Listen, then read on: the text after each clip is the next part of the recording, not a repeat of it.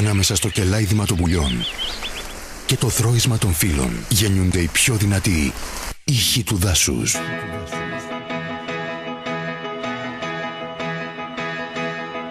Μιλάμε με το Γιάννη, που είναι μέλος των Ματίς, τους οποίους θα έχουμε τη χαρά να φιλοξενήσουμε στο φεστιβάλ Ήχοι του Δάσους την Κυριακή 25 του μήνα. Γεια σου Γιάννη. Γεια χαρά. Οι Ματίς αποτελούν ένα πολύ πετυχημένο συγκρότημα από νέα παιδιά που τραγουδάτε με πολύ δυναμισμό και ενέργεια. Πες μας λίγα λόγια για τους Ματίς, πώς ξεκινήσατε?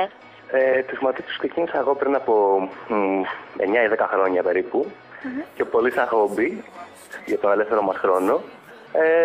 Εντάξει, στην πορεία φύγαν κάποια μέλη, σαν κάποια άλλα. Όμως ξεκίνησα ως χόμπι και είναι σημαντικό αυτό, γιατί οι υπόλοιπα προέκυψαν στην πορεία χωρίς να τα έχουμε υπολογίσει. Ενώ η δισκογραφία και οι συναυλίες και όλα αυτά που ακολούθησαν μετά. Μη σου πω ότι έτσι γίνεται και καλύτερα χωρίς να το έχεις προγραμματίσει συνήθως. Αυτό νομίζω και εγώ. Γιατί άμα βάζεις σχέδια, καταρχάς αν είχαμε κάνει κάποιο σχεδιασμό για το να κάνουμε μια πετυχημένη μπάντα στην Ελλάδα, δεν θα τραγουδάγαμε στα αγγλικά, θα το κάναμε στα ελληνικά. Ναι, ήθελα να σε ρωτήσω και γι' αυτό.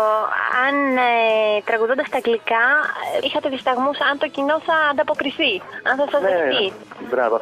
Γι' αυτό σου τόνισα από την αρχή ότι η μπάντα ξεκίνησε ως μια ωραία διασκέδαση στον ελεύθερο μας χρόνο, που σημαίνει ότι επειδή ακούγαμε ξένη μουσική σπίτι μας, το που θέλαμε να κάνουμε και στις πρόβες μας όταν παίζαμε έτσι να περνάμε καλά, είναι να παίζουμε ξένα, γιατί αυτά ακούγαμε.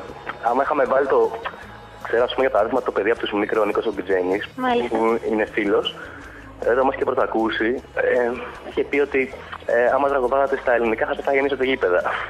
Και του λέω, αλλά ξέρετε, δεν είναι αυτό που ξεκινήσαμε να κάνουμε. Και σκοπός είναι να περνάμε πάντα καλά εμείς. Μάλιστα.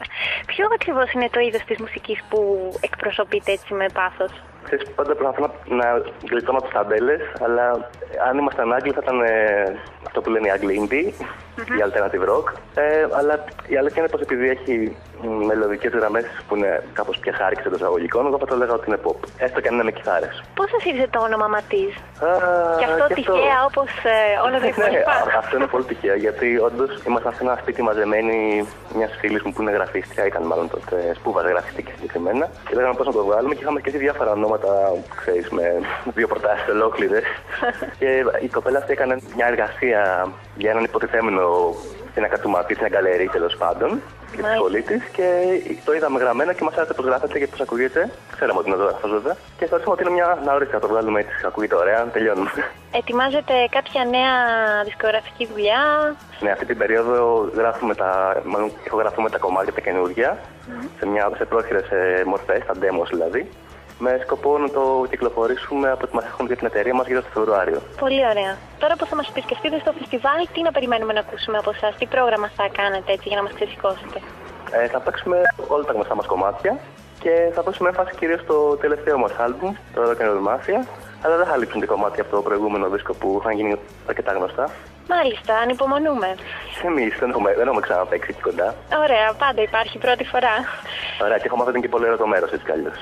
Αυτό θα το δούμε, εσείς θα μας πείτε. Αλλά... Έχω ακούσει για δάση και διάφορες δραστηριότητες που γίνονται μέσα στο δάσος, οπότε μου φαίνεται ενδιαφέρον. Βεβαίως, περιμένουμε να μας πείτε και εσείς τη γνώμη σας από κοντά. Γενικώς, είσαι τύπος της κατασκήνωσης? Μικρός ήμουνα, μέχρι τα 18 πήγαινα κάθε χρόνο. Γιατί είναι κάμπινγκ και θα μου πεις τώρα. Ναι. Θα είναι ωραία τότε, είμαι σίγουρος. Πολύ ωραία, σε ευχαριστούμε πάρα πολύ για το χρόνο σου. Σε περιμένουμε πάνω μαζί με την υπόλοιπη ομάδα σου. Να μας ξεσηκώσετε την Κυριακή. Θα τα πούμε εκεί. Ευχαριστούμε πολύ. Γεια χαρά. Γεια σου.